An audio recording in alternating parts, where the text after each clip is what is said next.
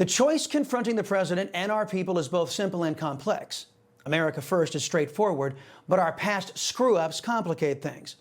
But as the commander-in-chief weighs his options, he shouldn't be blind to the past and how it informs the future. And he certainly shouldn't double down on stupid, which has defined American foreign policy for over half a century. Go with what works, abandon what doesn't. That's my take on the Iran-Israel situation in today's preamble. For nearly my entire life, this planet and American foreign policy has had to take into account the terrorist state of Iran.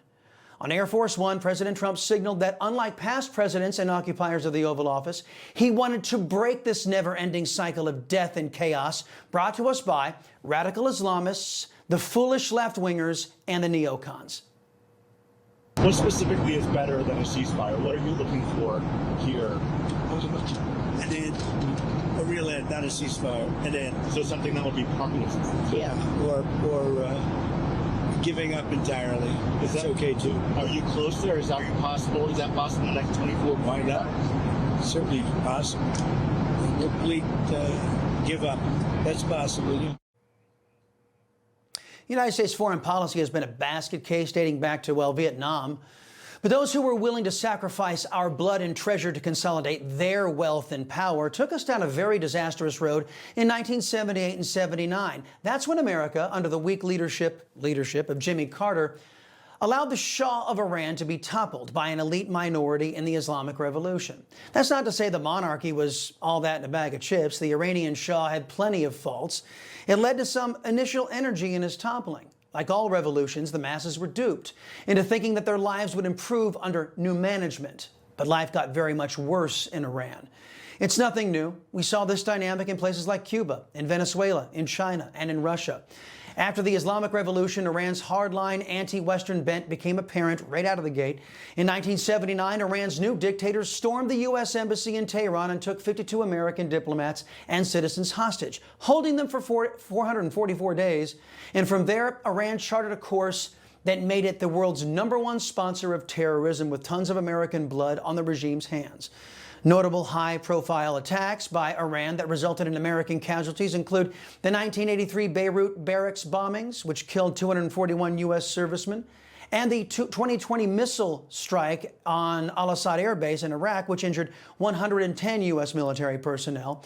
Additionally, Iran has been linked to various proxy attacks and assassination attempts against Americans over the decades. But these are reports that various administrations couldn't keep under wraps. Other, less publicized reports indicate that Iranian-backed forces attacked U.S. troops approximately 83 times during the reign of President Otto Penn alone. But the creation of a perpetual bad guy is just part of America's failed foreign policy. The Iraq War was launched on a lie. It's unclear whether George W. Bush was lied to or was complicit in the lies, but Americans were told that Iraq had WMDs, weapons of mass destruction, in particular, nuclear weapons.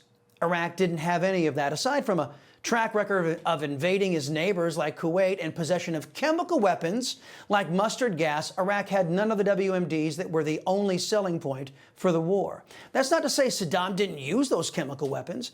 Saddam's regime purposely mixed mustard gas and nerve agents to magnify their initial and long-term effects. Saddam killed his own people and his neighbors with these weapons.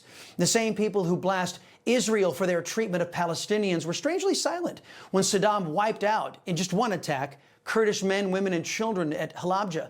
The death toll was between 3,200 and 5,000 people, with 7,000 to 10,000 injured. Where did Saddam get his chemical weapons? He got them from various countries, including the United States, West Germany, the Netherlands, the United Kingdom, and France. Because, Saddam was an enemy of Iran, after all. The next war, America's longest war, was launched by the same neocons in the Bush administration, where Democrats like John Kerry, Hillary Clinton, and others leapt to support the Iraq War. Barack Obama, Joe Biden, and Chuck Schumer backed Bush in the Afghanistan conflict. A total of 2,459 American military personnel died in the Afghanistan war between October 7, 2001 and August 30th, 2021. Total cost of the Afghanistan war from 2001 to 2022 is estimated to be around $2.3 $1.13 trillion, which includes military operations and related expenses. This figure does not account for future obligations such as veterans' care and interest on borrowed funds. And after all of that, Joe Biden and the Democrat Party, in the worst foreign policy defeat for the United States in the modern era, turned Afghanistan back over to the terrorist Taliban, the same terrorists that George W. Bush took Americans to war to vanquish. This war had no goal. This war had no exit strategy. It just festered like an open wound for 2 decades. Elites got filthy rich, and our nation and people got poorer, and we buried some of our nation's finest for nothing. In fact, the functional incompetence in the U.S. establishment left our enemies billions of dollars in equipment, bases, and weapons, and we're still paying the terrorists millions of taxpayer dollars every month. For what? Back to Iran versus Israel. The comedians over at The Daily Show shared this online. This is their gotcha moment, where they assert that Israel, in particular Benjamin Netanyahu, has been lying about Iran's nukes for decades. Watch. If not stopped, Iran could produce a nuclear weapon in a very short time. It could be a year, it could be within a few months. They have the wherewithal, the stored up, preserved knowledge to make a bomb very quickly if they wanted to do it. Iran is so dangerous. Weeks away from having the fissile material for an entire arsenal of nuclear bombs. They're very close. They're 6 months away from being about 90% of having the enriched uranium for an atom bomb. Iran is gearing up to produce 25 bombs, atomic bombs a year, 250 bombs in a decade. Ladies and gentlemen, time is running out. Iran will be capable of producing alone, without importing anything, nuclear bombs within 3 to 5 years. Wow, since 1995, Iran has been weeks away from a nuke. That was the left-wing talking point there. All well and good unless one thinks. Since the Islamic Revolution, Iranians and their butchers have been determined to remain in power and threaten their neighbors, Israel in particular, with destruction. The elimination of Israel is the regime's stated goal, after all. As Iran tried to build its nuclear capability over the years, Israel and the West kept knocking it down before it could achieve a breakthrough. Some of these actions were covert, some out in the open, like the Stuxnet virus from 2010. Stuxnet is a sophisticated Israeli computer worm that was designed to target and disrupt industrial control systems, particularly those used in Iran's nuclear facilities.